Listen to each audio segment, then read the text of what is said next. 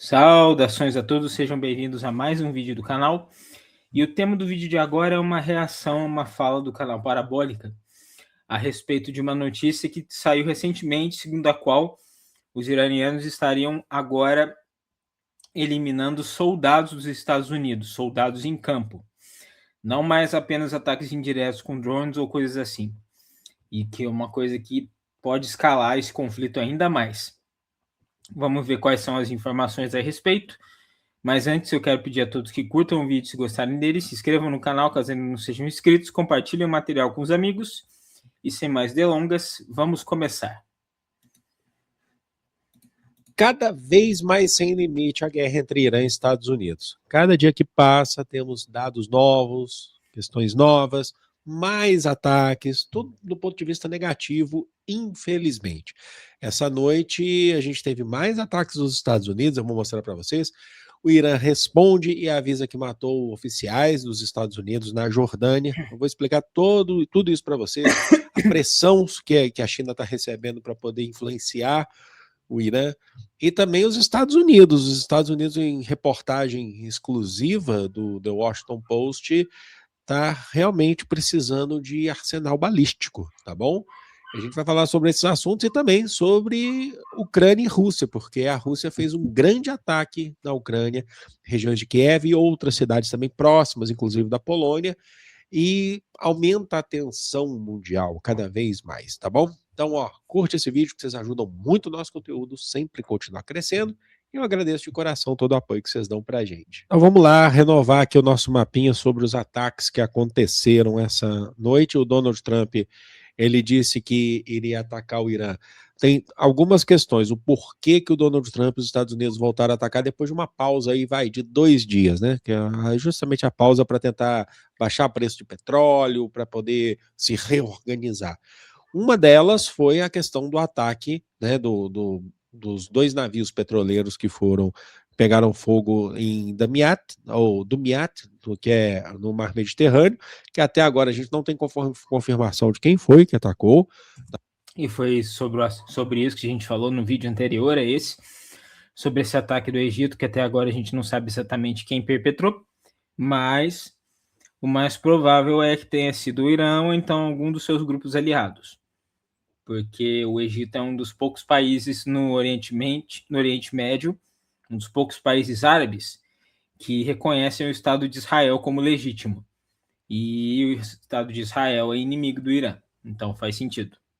Tá bom? Um dos navios, se eu não me engano, era um dos Estados Unidos. Isso também pode ser, eu trouxe no vídeo ontem, que pode ser, inclusive, uma bandeira falsa sobre isso, mas, enfim, a justificativa dos Estados Unidos é essa. E aí os Estados Unidos, a CENTCOM, né, que é o Comando Central dos Estados Unidos, informou hoje que essa madrugada eles atacaram dezenas de alvos no Irã, incluindo a ilha de Keshem, né, que é ali já na entrada, na verdade, saída ali, dependendo do ponto de vista do Estreito de Hormuz, tá bom? Atacou uma cidade ali, matou pessoas, inclusive o Irã disse que crianças, inclusive, foram mortas, e também o porto aqui, que já estão marcados no mapa, porque não é a primeira vez que eles atacam, tá? O porto de Bandar Abbas. Então, os Estados Unidos informaram que atacaram essas regiões e outras também do Irã. Uma das estratégias que os Estados Unidos estão tentando utilizar é atacar pontes e ferrovias para poder fazer o Irã ficar isolado. Só que o que o Irã afirma é que, por exemplo, nessa pausa de 2 dias que eles tiveram, você fala, é bom para os Estados Unidos porque ele renova os seus estoques, para o Irã também. O Irã já tinha anunciado que ele reconstrói muito rápido.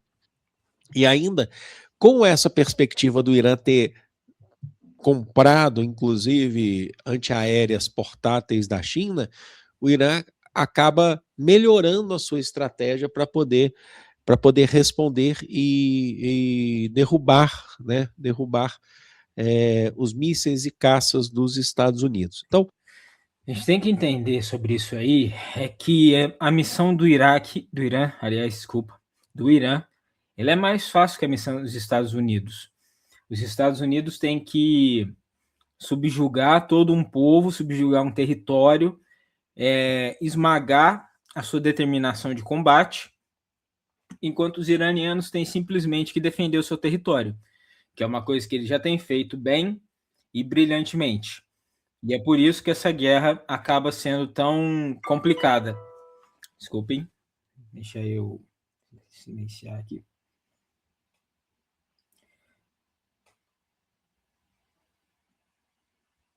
Pronto.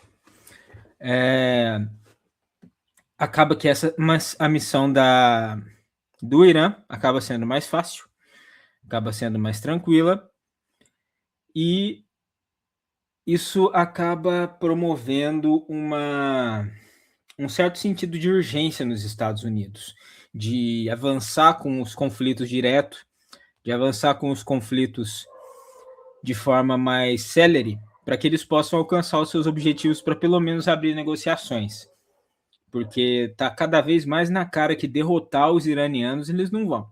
Então eles precisam recorrer às vias diplomáticas.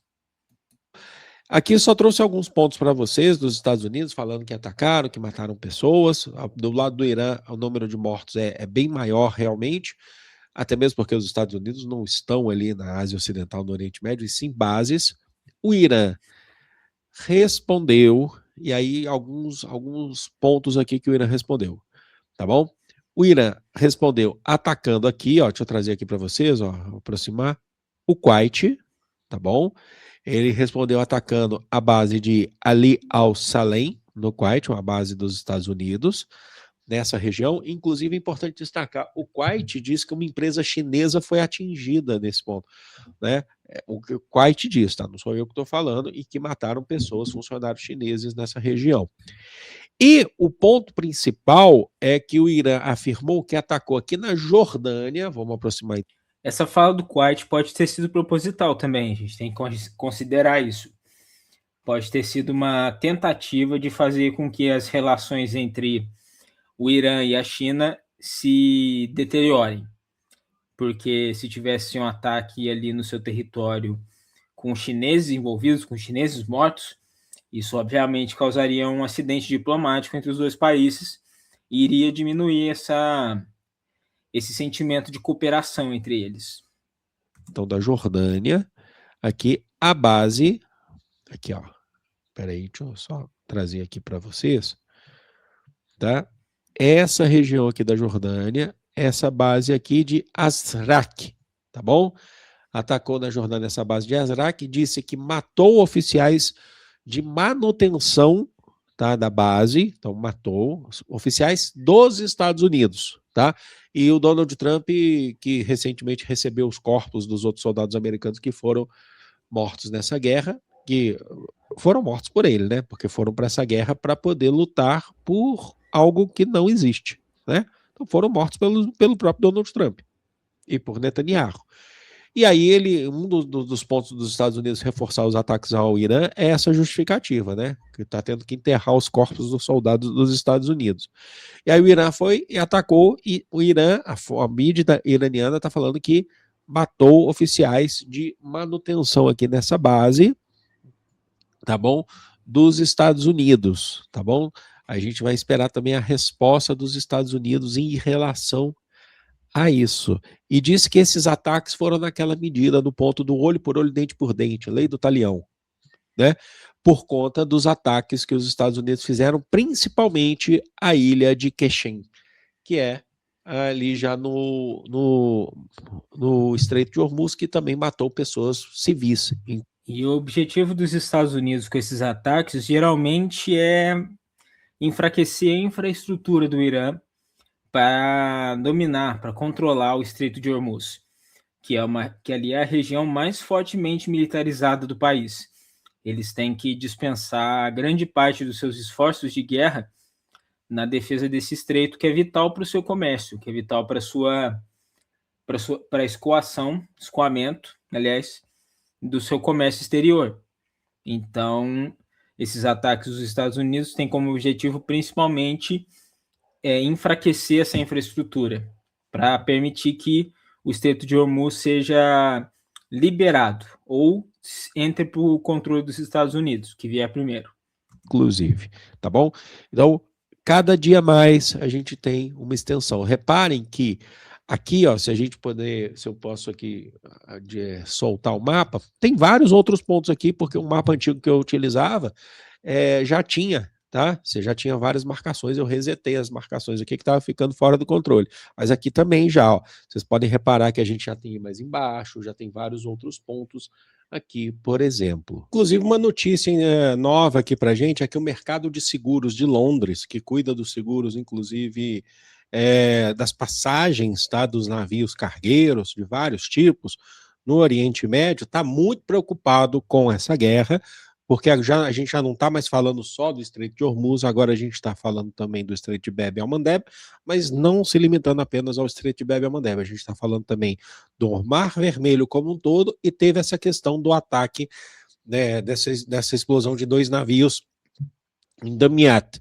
O que acontece é que esse mercado de seguros aí, que é ligado ao sindicato Lloyd Market Association, ampliou a sua área de cobertura, anunciou ampliação da sua área de cobertura para o Mar Vermelho, tá? Para o Mar Vermelho, preocupando que novos navios possam ser atacados e a gente tem ali perdas materiais importantes. Então... E é bem provável que esses ataques aconteçam, porque essa é a estratégia, principalmente dos Houthis. Eles atacam os navios que passam por ali para criar esse sentimento de insegurança no Estreito de Bab el-Mandeb, para enfraquecer justamente os inimigos em comum que eles têm com o Irã. Já que esses navios geralmente são, em boa medida, controlados por países da Europa ou então pelos próprios Estados Unidos. Londres acabou de dar esse recado, na verdade o mercado de seguros, que é um mercado bilionário, acabou de dar esse recado de que está extremamente preocupado de que nada saia mais dessa região. Ainda assim você tem alguma coisa saindo, porque os Houthis, eles estão afirmando que eles estão atacando apenas navios, não estão deixando passar apenas navios sauditas, só que aí com essa questão dessa notícia que a gente teve ontem, que mais aqui já na proximidade aqui do canal de Suez, por exemplo, o mercado de seguros está muito preocupado com essa situação. E para onde esses países, os países do Golfo que estão extremamente preocupados com o fechamento, porque eles estão se sentindo isolados por conta dessa guerra, para onde que eles correm? Eles estão empenhados, todas as fontes, todos os links aqui eu deixo para vocês, em tentar observar e tentar dialogar com a China para buscar o fim dessa guerra, tá bom? Eles estão empenhados em buscar com a China o fim dessa guerra. Por quê? Motivos.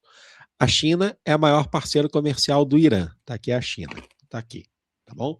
É a maior parceira comercial do Irã.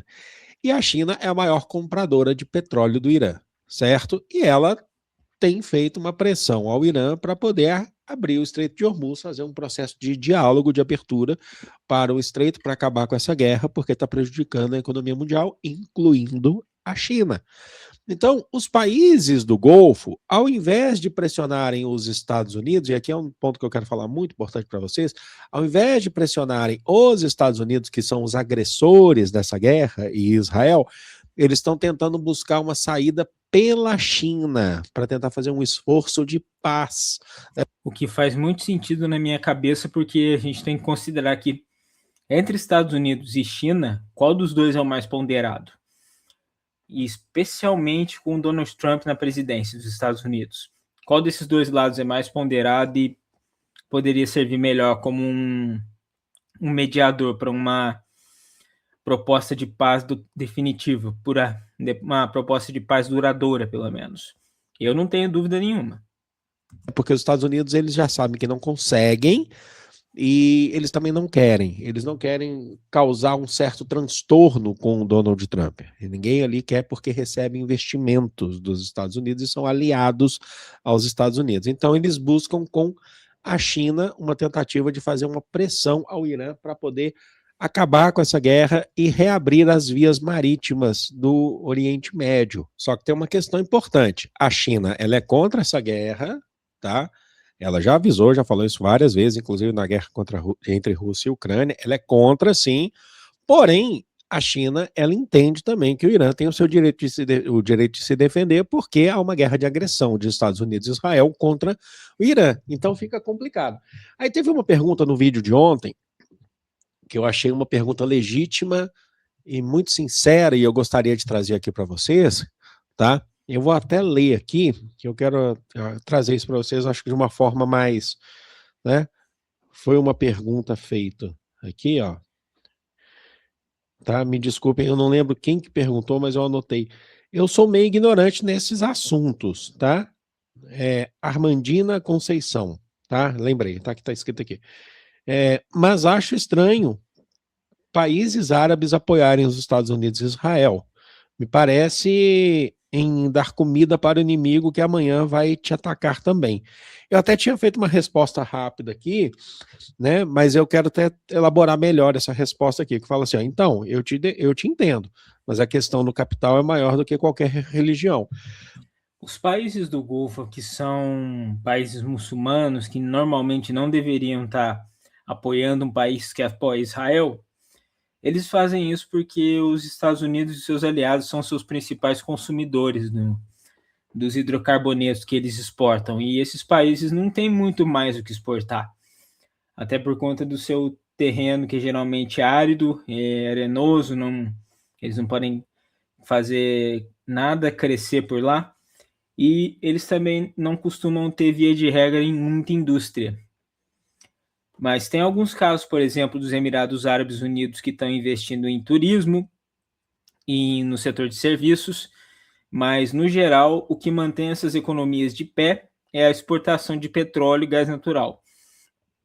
E os Estados Unidos e seus aliados são seus maiores compradores. Quer dizer, a China também mas eles ainda estão sob a esfera de influência dos Estados Unidos nesse momento. São países árabes, aqui a pergunta não envolveu, né? Por que eu estou respondendo isso de novo? Porque acho que eu não respondi bem ali. Essa pergunta não envolveu questões de religião, envolveu questões de países árabes. Vamos lembrar que o Irã não é um país árabe, é um país persa. Os outros países aqui, que estão na Península Arábica e outros do Golfo, são países árabes. Tem uma questão de diferença do islamismo, são países do Islão, mas tem uma diferença que o Irã ele é um país, né, do islamismo xiita, tá bom? Diferente de outros países, como por exemplo o Iraque é um país do islamismo sunita, a Arábia Saudita, apesar de que em algumas outras regiões, como por exemplo o próprio Bahrein, você tem governo sunita, mas você ainda assim tem uma parcela da população grande xiita que apoia o Irã, inclusive, que quando começou essa guerra estava inclusive fazendo um movimento muito grande dentro do Bahrein. Depois eu vou até avaliar para ver como é que estão esses movimentos dentro do Bahrein. Mas não pode se resumir a isso, tá? Até mesmo porque eu falei que tem uma parcela grande no Iraque que também é xiita, dos grupos que eu trouxe ontem para vocês, que são alinhados ao Irã. Mas é mais do que isso. Se a gente definir isso aqui como uma guerra santa, a gente está cometendo um erro muito grande. Por que que esses países, que sem dúvida, não tenho dúvida, se mesmo sendo o islamismo sunita e islamismo xiita, eles teriam muito mais afinidade do ponto de vista cultural, do ponto de vista até étnico, com o Irã do que com os Estados Unidos, que não tem nada a ver com essa relação. Mas qual que é o grande problema? São duas coisas. Por exemplo, a Arábia Saudita. Por que a Arábia Saudita, que agora está atacando junto com os Estados Unidos, atacou o Iraque? Exemplo, porque a Arábia Saudita ela mede forças com o Irã. Se o Irã... Essa guerra já está transformando o Irã numa força. Tá? O Irã está ficando muito forte nessa. Também tem que lembrar disso aí. Existe essa rivalidade regional entre Irã e Arábia Saudita como quem vai ser o grande poder hegemônico dessa região do Oriente Médio. Até por conta dessa questão de divisão entre o islamismo xiita no Irã e o islamismo wahhabita, que é uma corrente do sunismo na Arábia Saudita. Eles acabam tendo uma competição muito grande e ainda mais amplificada pelo fato de a Arábia Saudita ser uma grande parceira comercial dos Estados Unidos e por ter base dos Estados Unidos no seu território. Isso só serve para acirrar ainda mais essa disputa. Essa guerra tá mostrando para o mundo que é uma potência, inclusive regional, tá bom? E tem aliados fundamentais e pontuais. Então, a Arábia Saudita, ela vê que o Irã está cada dia mais forte. Então, ela precisa medir força. Ela não quer que o Irã seja tão forte assim, porque você tem uma relação aqui, ó, beligerante entre a Arábia Saudita e Irã. Tem a questão de Israel também, logicamente. Israel, que aí a gente já não está falando de um país muçulmano. Mas tem essa questão. Então, por que a Arábia Saudita também não mede forças com Israel? Né? Por que ela está ali ligada, está do lado de Israel nessa guerra, do lado dos Estados Unidos e Israel? Que aí entra a questão do capital, gente. Sabe, todos esses países, tá? Todos esses países que a gente está falando aqui, Arábia Saudita, Emirados Árabes, tá? Todos esses, o Bahrein, o Catar, todos esses países, eles recebem muito investimento que vem daqui, tá? Eles recebem muito investimento que vem daqui e vem daqui. Europa, Estados Unidos. Eu sempre uso um termômetro para vocês sobre essa questão de Fórmula 1 e futebol. A penúltima Copa que a gente teve foi onde, gente? Foi aqui, ó, no Catar. Foi no Catar. Vocês acham que, por exemplo, se o Catar fosse um país alinhado ao Irã, receberia uma edição de Copa do Mundo? Não, então recebe. Aí por que recebeu a Copa do Mundo ali? Porque tem muito investimento de fora. E com isso, logicamente, que vem muita corrupção, muita desigualdade, tá? O caso da Copa do Mundo no Catar foge disso até. Isso aí é uma questão de politicagem dentro da própria FIFA. Questão de corrupção dentro da própria FIFA. Mas esse que ele falou tem um ponto. Se o Catar fosse um aliado do Irã, que é um dos países considerados párias internacionais, dificilmente eles seriam escolhidos como sede. Eles seriam objeto de escrutínio mundial. Mas como são um aliado estratégico dos Estados Unidos na região, acabou que ficou tudo bem, foram escolhidos e a Copa aconteceu. A gente tem grandes prêmios de Fórmula 1, que são algo extremamente moderno e riquíssimos. Por exemplo, no Bahrein, no Catar, na Arábia Saudita, nós temos grandes prêmios de Fórmula 1. Eles recebem muito investimento, eles têm muita relação, por exemplo, de investimento militar, inclusive, que vem dos Estados Unidos. Então, assim, eu diria a vocês que por que eles não se alinham ao Irã por uma questão de proximidade cultural, por uma questão de proximidade religiosa ou qualquer outra coisa assim. E até mesmo proximidade étnica, apesar do Irã ser persa.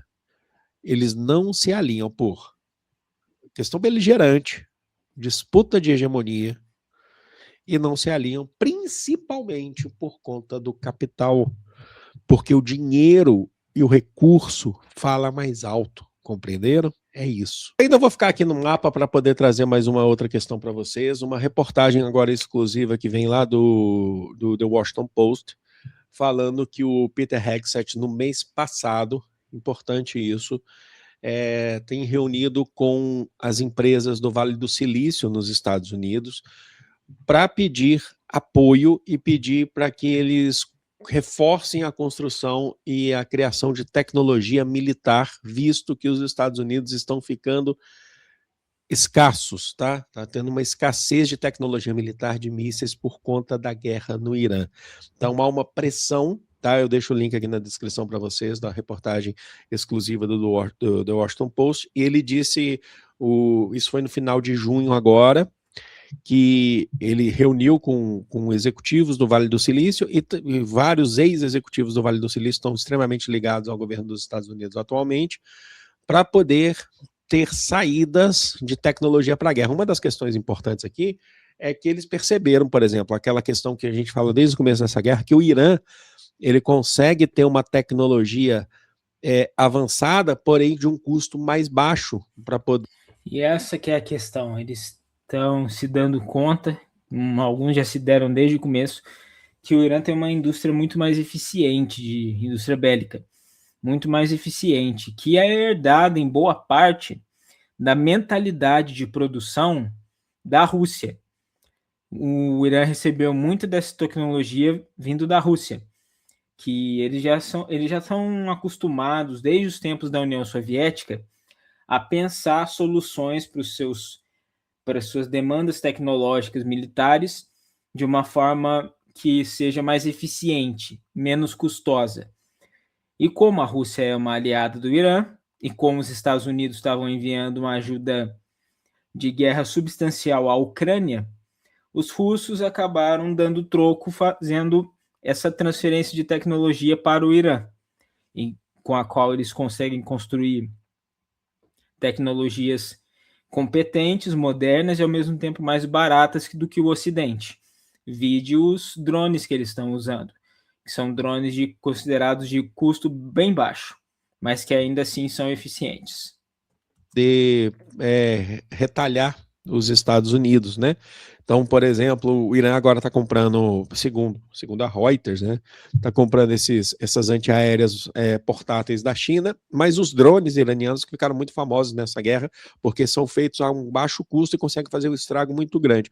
Inclusive, eu não falei isso aqui no começo do vídeo, né? Mas deveria ter falado, até pulei agora, lembrei disso, que essa base aqui de Azraq, que além do Irã afirmar que matou lá os oficiais dos Estados Unidos, que eram oficiais de manutenção, eles disseram também que destruíram caças dos Estados Unidos nesse ataque, caças F-35 dos Estados Unidos, tá?